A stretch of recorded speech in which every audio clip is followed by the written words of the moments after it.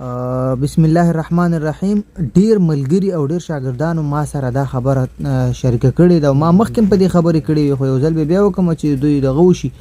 وایي موږ کله ناکله ډیر جدي یو، خپل جرأت هم وي، خو کله ناکله دغه وجې نه یا که جرأت نه وي، خپله خبره یا د کوم شیخ خبره یا د کوم سیاسي غړي حق خبره یا څه عکس یا څه لیکنه نشر کوو، نو په دې وجې نه نشر کوو. دا موږ ته ډېر زور راکوي چې کله ناکله خلک موږ ته هغه خبره به جدي یا به د غم وي، جدي یعنې سیریس به وي، او خلک به پرې راته زموږ چې کوم مخالف وي د نظریې، نو هغه به پرې د خندا والا ایموجي، د خندا والا کارټون د خولې چې سره نیولي او داسې خاندي، یا دا اوښکې د خندا هغه اوښکې را رواني خولې سره دا پرې راتږدي. نو بیا یا په کمنټ کې را لیږي یا په ویډیو کې ږدي راته، نو بس دا موږ ته زور راکوي خبره جدي یا د غم ویډیو یا د غم خبره هلته پرې راته د خندلي، نو موږ بیا د حق نه تیر شو، حق نه شیر کوو، یا هغه حق وینا کم سیاسي غړي کم د سیاستدان خبره نه شیر کوو.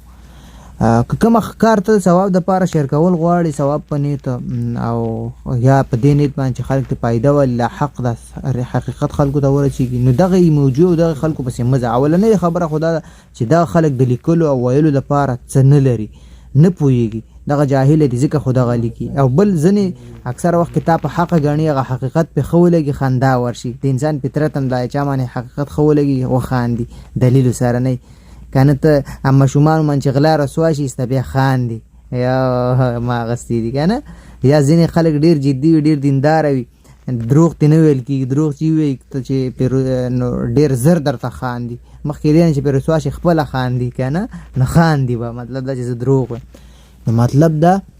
او بل دا چې ځینې خلک په دغه کارټون کې فرق نشي کولی، هغه غواړي چې د غم والا کارټون ورکي، خو کارټون کې فرق نشي کولی. زما یو جدي سیریس ویډیو وه، په هغې باندې یو ملګري یو افغان رور مې د کونړو هغې پې د خندا والا کارټون یې پې ورکړی او مال یې سخت زور راکړ. انسان یم که نه، مال یم دغه وخت کې زور راکړه او ډېر خفه شوم. مال دا وګوره زه څه ویم او دا خاندي قلارې ویډیو کې خندا راغلی، هغه ویډیو باندې را خندا کارټون ورکړی. بیا چې د هغه پروفایل ته لاړم، د هغې څوک خپلوان مړو کوم مشر او د هغه په مرګ هغه عکس یې شیر کړی، په هغې هم دغه د خندا کارټون ورکړی او هلته لیکنه د غم لیکلې وه.